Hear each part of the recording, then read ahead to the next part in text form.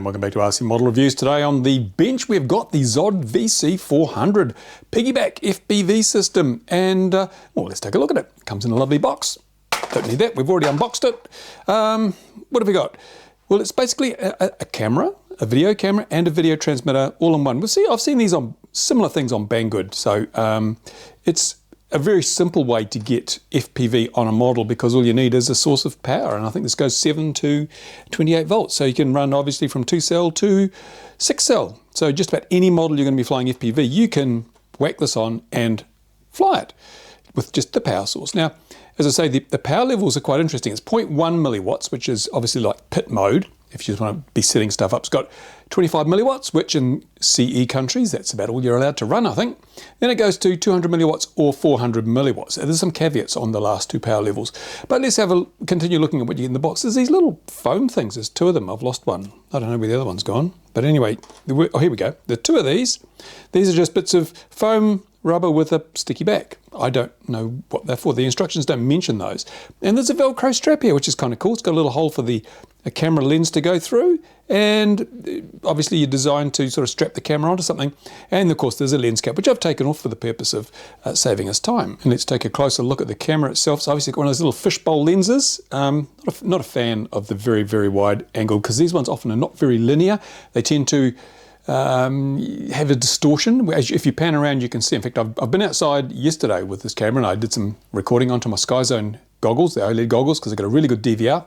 So this is as good as it's going to get, folks. And notice when I pan around that you can see the fishbowl distortion. It's quite disturbing. So yeah, that gives me some reservations, because if you're going to fly FPV, the camera is the single most important link in your whole FPV system. If you've got a crappy camera, then it doesn't matter how good your video transmitter is, doesn't matter how good your video receiver is, doesn't matter how good your antennas are or your goggles are, it's going to look bad. And you know, the linearity is just kind of poor, you know. So this would be, I suppose, if you just want something you can throw on a model, you don't have to worry about if it blows up or if it gets lost. Yeah, no, if the price is right. I don't have a price for these. I got sent this by ZOHD for review. I always disclose when I get stuff for free. It's a freebie, so I don't know what it costs. But looking at it, I wouldn't want to pay much more than 25 bucks, to be totally honest. And maybe it's more than that, maybe it's less than that. So that's where I'd put the value equation on this, 25 bucks, because you can buy a cheapy CMOS camera for 9 bucks. You can buy one of these cheapy transmitter boards for 10 bucks. Getting it all together with the plug and the antenna, I mean, that's, you know, that seems to be about where I'd put it. But personally, if I was going to do this, I'd probably build my own and use a decent camera like the Runcam Nano, which gives you a really, really good picture. In fact, Runcam have a little, I think what the Speedy Bee they call them now, they have a little 200 milliwatt video transmitter board. But if you just want to buy something off the shelf that's going to do the job, this looks like it could do the thing. Now, I mentioned a caveat, and it's a really quite a significant caveat. I was quite surprised to see this because, you know, all in all, it looks okay. The screen has an OSD on it, which tells you the channel you're on and the battery voltage, and so it's quite good. It has a lot of functionality for such a little camera. Once you plug it in, you know, you're away to go. You don't need a lot of extra stuff. But I'm going to show you a little bit on the instructions that has me just a little bit worried. Okay, read along with me on this. It says, warning, this unit has a higher power video transmitter in a very small package. Avoid touching the unit while it's on. It gets really hot. I can testify to that. It does get really hot. When you're on the ground, be sure not to exceed 30 seconds with the camera on and an output power of more than 25 milliwatts. This applies especially while you're configuring your system. Failing to do so will cause damage to the unit that is not covered by any warranty. Okay, let's talk about that for a moment. Let's be honest, most video transmitters do get hot. Now, they're not very efficient at converting electricity into radio frequency, so a lot of that energy that goes into the video transmitter gets turned into heat. And that's why a lot of, you know, reasonable power video transmitters have heat sinks, and you know, they also have warnings about not running them too long on the ground. I've actually blown up one of those, is it Turnigy Elite, Hobby King Turnigy, the one in the aluminium shell, which is a complete heatsink. I've blown one of those up by leaving it on the ground while I was waiting for the GPS and a flight control to lock on, and it just overheated sitting on the ground. And it's only 200 milliwatts. So 400 milliwatts, this gets super toasty. And one thing that was a bit worrying is that out of the box, it comes set to 400 milliwatts. So if you don't read the little warning on the instructions and you plug it in while you're trying to set your model up, well, you're going to toast it. It's going to turn into smoke.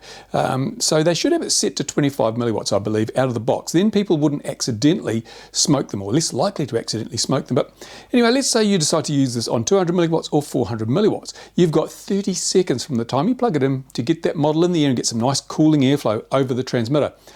And you might say, well, that's okay, that's not too bad. I mean, you know, if it's just a non-GPS model, you just plug it in and throw it. If it's a GPS model, wait till you get satellite lock, then plug in the video transmitter and away you go. That's fine. But what happens if you land 300 yards away from where you took off? I mean, that can happen. Things happen. Batteries go flat, or you misjudge something, or whatever. Let's say you land 300 meters away from where you took off. How fast can you run 300 meters? I know that Olympic class athletes can sprint 100 meters in about 10 seconds. So 300 meters, if you can do that in 30 seconds, you're pretty good. But if you don't do it in 30 seconds, poof, smoke comes out, at least according to the instructions.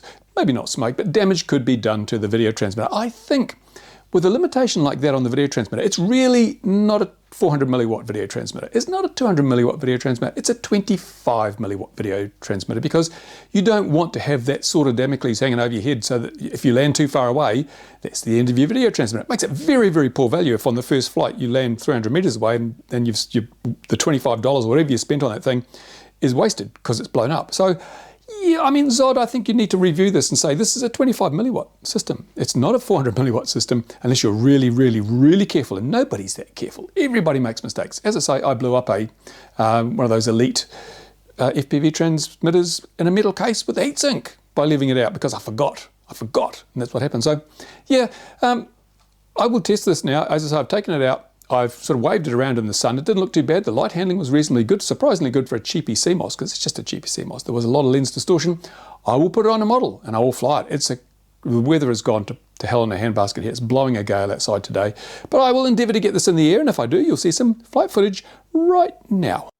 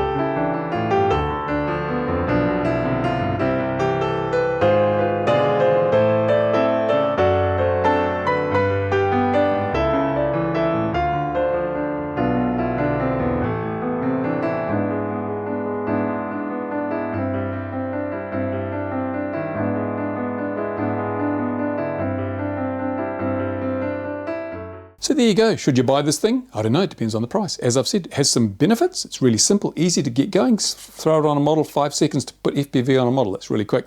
Downsides, if you're going to use more than 25 milliwatts, you have to be a really fast sprinter or a really good lander, able to land on the spot every time. Apart from that, it's up to you. You saw the flight footage. You can see what it operates like. You saw the ground footage. And so you can make the decision. It's a value equation that only you can determine whether it meets your needs or not. So there you go. That is the ZOHD VC400 FPV backpack from ZOHD. No, ZOHD? I wish they'd tell us. ZOHD. Is it ZOHD or is it ZOHD or is it ZOHD? I don't know. Anyway, it's these people here.